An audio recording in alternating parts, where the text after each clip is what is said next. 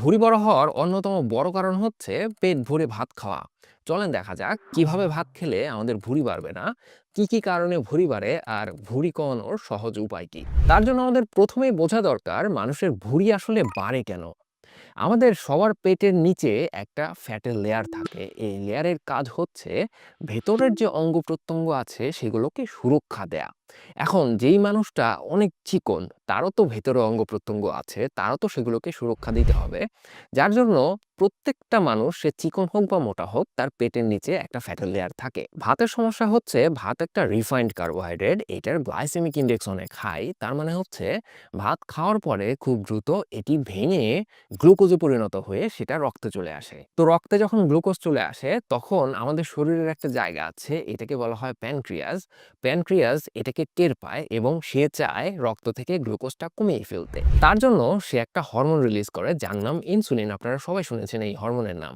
Insulin কি করে, আমাদের শরীরে যত কোষ আছে এই কোষগুলোর দরজা খুলে দেয়, যার ফলে কি হয়, গ্লুকোজগুলো সেই কোষের মধ্যে ঢুকে যেতে পারে। গ্লুকোজ যখন কোষের মধ্যে ঢুকে, কোষ এটা থেকে শক্তি তৈরি করে এবং বিভিন্ন কাজকর্মে তার সেই শক্তি দরকার হয়। এখন কোষের মধ্যে ঢোকার পরেও যদি কিছুটা গ্লুকোজ আমাদের রক্তে থেকে যায়, সেটা গ্লাইকোজেনে পরিণত হয় এবং কিছুটা গ্লাইকোজেন জমা হয় লিভারে, কিছু জমা হয় মাসেলের মধ্যে। এটা হচ্ছে একটা নরমাল বিষয়। এখন কেউ যদি এরকম করে যে তার খাবারের প্রায় সম্পূর্ণ অংশটাই ভাত, খুব অল্প পরিমাণ অন্য খাবার খাচ্ছে, আবার কেউ দেখা যায় এক বসায় ২ প্লেট ৩ প্লেট ভাতও খেয়ে ফেলেন, তো তখন আসলে কি ঘটে? তখন রক্তে একসাথে প্রচুর পরিমাণে গ্লুকোজ চলে আসে। এখন এত গ্লুকোজ এসেছে যে কোষের মধ্যে ঢোকার পরেও, গ্লাইকোজেন তৈরি করার পরেও আরো অনেক গ্লুকোজ রক্তের মধ্যে রয়ে গেছে। তখন শরীর একটা বিপদে পড়ে যে এই গ্লুকোজগুলো নিয়ে সে এখন কোথায় যাবে? তখন সে চিন্তা করে বের করে, আচ্ছা ঠিক আছে, তাহলে এই গ্লুকোজগুলোকে আমরা একটা কাজ করে ফ্যাট করে শরীরে জমা করে রাখি। তার মানে হচ্ছে এই অতিরিক্ত গ্লুকোজগুলো ফ্যাটে পরিণত হয়ে শরীরের যত ফ্যাটের সেল আছে তাদের মধ্যে গিয়ে জমা হতে থাকে। তো এখন হিসাব অনুযায়ী শরীরের যেখানে ফ্যাট আছে সেখানে ফ্যাটগুলো জমা হওয়ার কথা। কিন্তু সমস্যা হচ্ছে আমাদের পেটের নিচের যে ফ্যাটের লেয়ারটা, এটাকে বলা হয় ভিসেরাল ফ্যাট। এই ফ্যাটে ইনসুলিনের সেনসিটিভিটি বেশি, মানে ইনসুলিনের রিসেপ্টর বেশি। যার ফলে আমাদের পেটের নিচে যে ফ্যাটটা আছে এই কোষগুলোতে বেশি পরিমাণে ফ্যাট জমা হতে থাকে। তো এই তো গেল একটা খাবারের পরে কি ঘটনা ঘটে। এখন এই মানুষটা যদি কন্টিনিউয়াসলি এরকম প্রত্যেক বসায় এত ভাত খেতে থাকে, তাহলে কি হবে, তার পেটের ওই ফ্যাটের লেয়ারটা আরো বড় হবে। তার মানে কি, তার আরো ফ্যাট জমা হওয়ার অনেক বেশি জায়গা তৈরি হবে এবং সেই অনেক বেশি জায়গাতে আরো অনেক বেশি পরিমাণে ফ্যাট জমা হবে এবং আস্তে আস্তে পেটটা গোল হয়ে যাবে। এখন তাহলে কিভাবে ভাত খেলে ভুঁড়ি বাড়বে না? আমরা যখন চাল রান্না করে ভাত তৈরি করি, চালটা যখন রান্না করা হয় তখন এর মধ্যে যে স্টার্চ গ্র্যানিউলগুলো আছে তারা ভেঙে যায়। যার জন্য ভাতটা নরম তুলতুলে হয়, আমাদের খুব আরাম হয় খেতে। তো এই যে চাল থেকে ভাত হলো, এই স্টার্চ ভাঙার প্রসেসটাকে বলা হয় জেলাটিনাইজেশন। এখন আপনি যদি এই ভাতটাকে নরমাল ফ্রিজে রেখে দেন, আমাদের বাসাবাড়িতে যে ফ্রিজটা আছে এটা নরমালটাতে রেখে দেন ১২ থেকে ২৪ ঘন্টা, ভাতের মধ্যে থাকা অনেক স্টার্চ এর আশেপাশের স্টার্চের সাথে পুনরায় জোড়া লাগার চেষ্টা করে ক্রিস্টালাইন স্ট্রাকচার তৈরি করে। ফলে ওই স্টার্চগুলো হয়ে যায় রেজিস্ট্যান্ট স্টার্চ। মানে আপনি যখন ওই ভাতটা খাবেন, এটা আপনার হজমের যে সিস্টেম আছে ওরা ভালোমতো হজম করতে পারে না। গবেষণায় দেখা গেছে রান্না করা ভাত ২৪ ঘন্টা ফ্রিজে রেখে দিলে এর মধ্যে রেজিস্ট্যান্ট স্টার্চের পরিমাণ বেড়ে যায় ২.৫ গুণ। এখন আসেন, আপনি তো এই ভাত ফ্রিজ থেকে বের করে সাথে খাবেন না, কারণ ভাতটা তো ঠান্ডা। এই ভাতটাকে যদি আপনি আবার মাইক্রোওয়েভে গরম করেন তখন এর মধ্যকার রেজিস্ট্যান্ট স্টার্চের পরিমাণ আরো বেড়ে যায়। আর আপনার বাসায় যদি মাইক্রোওয়েভ না থাকে তাহলে কোনো সমস্যা না, আপনি নরমাল চুলোর উপরে গরম করতে পারেন, লো টু মিডিয়াম হিটে গরম করবেন। রেজিস্ট্যান্ট স্টার্চওয়ালা ভাত খেয়ে লাভ কি? গবেষণায় দেখা গেছে রান্না করা ভাত ১২ থেকে ২৪ ঘন্টা নরমাল ফ্রিজে রাখার পরে পুনরায় গরম করলে যেহেতু এর মধ্যে রেজিস্ট্যান্ট স্টার্চের পরিমাণ অনেক বেড়ে যায়, এই ভাত খাওয়ার পরে গ্লুকোজ স্পাইকের পরিমাণ কমে যায় প্রায় 60%। তার মানে এই ভাতটা খাওয়ার পরে আপনার রক্তে গ্লুকোজ আসবে আগের থেকে অনেক স্লো গতিতে, প্রায় অর্ধেক গতিতে বা তার থেকেও স্লো গতিতে। ফলে কি হবে, একসাথে অনেক গ্লুকোজ রক্তে আসার কারণে যেহেতু ফ্যাট জমা হতো সেই ঘটনাটা আর ঘটবে না। যারা ডায়াবেটিসের পেশেন্ট আছেন তারাও এই প্রক্রিয়াতে ভাত খেলে তাদের গ্লুকোজ কন্ট্রোল করাটা সহজ হবে। আর যদি সাদা ভাত না খেয়ে লাল চালের ভাত খান তাহলে গ্লুকোজের কন্ট্রোলটা আরো ভালো মতো হবে। ২ নম্বর বিষয়টা হচ্ছে হজম প্রক্রিয়া। রেজিস্ট্যান্ট স্টার্চ যেহেতু আমাদের স্মল ইন্টেস্টাইনে হজম হয় না ভালো মতো, এটা চলে যায় লার্জ ইন্টেস্টাইনে। লার্জ ইন্টেস্টাইনে এরা আমাদের যে ভালো ব্যাকটেরিয়া আছে এদের কাছে গিয়ে প্রিবায়োটিক হিসেবে কাজ করে, মানে এদের খাবার হিসেবে তারা কাজ করে। এই ভালো ব্যাকটেরিয়াগুলো আমাদের শরীর ভালো রাখার জন্য অনেক গুরুত্বপূর্ণ ভূমিকা পালন করে। নাম্বার 3 হচ্ছে রেজিস্ট্যান্ট স্টার্চে ক্যালোরির পরিমাণ অনেক কম। নরমাল স্টার্চে যেখানে প্রতি 1 গ্রাম স্টার্চে প্রায় 4 কিলো ক্যালোরি থাকে, সেখানে রেজিস্ট্যান্ট স্টার্চে এটা থাকে হচ্ছে 2.5 কিলো ক্যালোরি। ভাত খেলে যেন ভুঁড়ি না বাড়ে তার জন্য আরেকটা কাজ যেটা করা যায় তা হচ্ছে খাওয়ার আগে অ্যাপল সাইডার ভিনেগার খাওয়া। অ্যাপল সাইডার ভিনেগার রক্তে গ্লুকোজ আসাটাকে স্লো করে দিতে পারে এবং এর পাশাপাশি ইনসুলিনের সেন্সিটিভিটিটাও বাড়িয়ে দিতে পারে। ফলে কি হয়, একে তো রক্তে গ্লুকোজ ঢুকছে স্লোলি, অন্যদিকে ইনসুলিনের সেন্সিটিভিটি বাড়ার কারণে কোষের মধ্যেও অন্য রাস্তা দিয়ে দ্রুত রক্ত থেকে ক্লিয়ার হয়ে যাচ্ছে, যার ফলে কি হচ্ছে, আমাদের রক্তে বেশি পরিমাণ গ্লুকোজ থাকার সুযোগ পাচ্ছে না। ভিনেগার খাওয়ার প্রক্রিয়াটাও খুবই সহজ। আপনি খাওয়ার 10 মিনিট আগে 1 গ্লাস পানির মধ্যে 1 বা 2 চামচ ভিনেগার মিলিয়ে জাস্ট খেয়ে ফেলবেন। আর বাজারে যে সমস্ত অ্যাপল সাইডার ভিনেগার পাওয়া যায় এগুলো খেলেই হবে। কোনো দামি ভিনেগার খেলে যে বেশি কাজ করবে এরকমটা মনে করার কোনো কারণ নাই। একটা বিষয় শুধু খেয়াল রাখতে হবে, অ্যাপল সাইডার ভিনেগারের কিছু সাইড ইফেক্ট আছে। এরা দাঁতের এনামেল ক্ষয় করতে পারে। এজন্য আপনি যখন এই ভিনেগারের সলিউশনটা খাবেন গ্লাসে গুলিয়ে তারপরে ভালোমতো কুলি করে নেবেন। আর দ্বিতীয় যে বিষয়টা সেটা হচ্ছে, যাদের কিডনিতে সমস্যা আছে, যেহেতু ভিনেগারটা একটা অ্যাসিড, তো তারা কি আসলে এই ভিনেগার খেতে পারবেন কিনা? যারা কিডনি রোগী আছেন তারা তাদের ডক্টরকে জিজ্ঞেস করে নেবেন যে আপনার কি এটা খাওয়া ঠিক হবে কিনা। এখন আসেন দেখা যাক অতিরিক্ত ভাত খাওয়া ছাড়াও আর কি কারণে ভুঁড়ি বাড়ে। নাম্বার 1 হচ্ছে মিষ্টি জাতীয় খাবার খাওয়া অথবা অস্বাস্থ্যকর খাবার খাওয়া অথবা এক বসায় অনেক খাবার খাওয়া। মিষ্টি খাবার তো আপনারা সবাই চেনেন। দই, রসগোল্লা, সেমাই, পায়েস আরো যা আছে মিষ্টি দিয়ে বানানো হয়। এই সবকিছুই আমাদের ভুঁড়ি বাড়াতে সাহায্য করে। সো আপনি যদি ভুঁড়ি কমাতে চান এগুলোকে বাদ দিতে হবে। আরেকটা বিষয় যেটা আমরা অনেক সময় নিজের অজান্তে করে ফেলি সেটা হচ্ছে সফট ড্রিংকস গুলো। অনেক সময় দেখা যায় সফট ড্রিংকস গুলো খাওয়া হয়ে যায় গরমের কারণে হোক বা যেকোনো কারণেই হোক।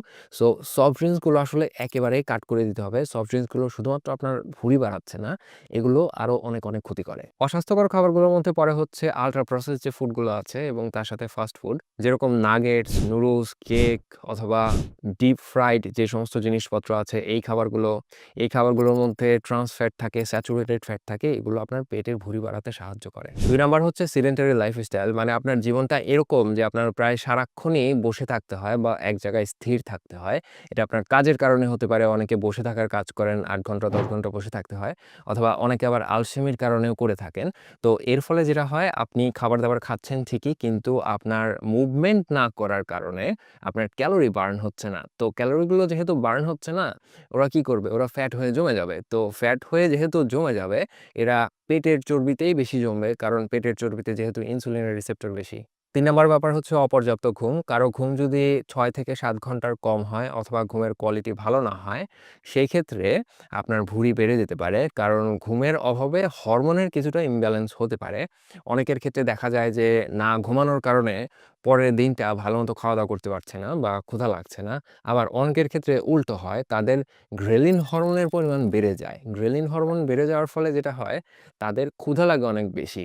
আবার অন্যদিকে লেপটিন হরমোন কমে যায়। লেপটিন হরমোন কমে যাওয়ার মানে হচ্ছে, আপনি খাচ্ছেন ঠিকই কিন্তু পেট যে ভরে গেছে এই অনুভূতিটা আসছে না। লেপটিন হরমোনের কাজ হচ্ছে আপনাকে পেট ভরে গেছে ওই অনুভূতিটা দেয়া।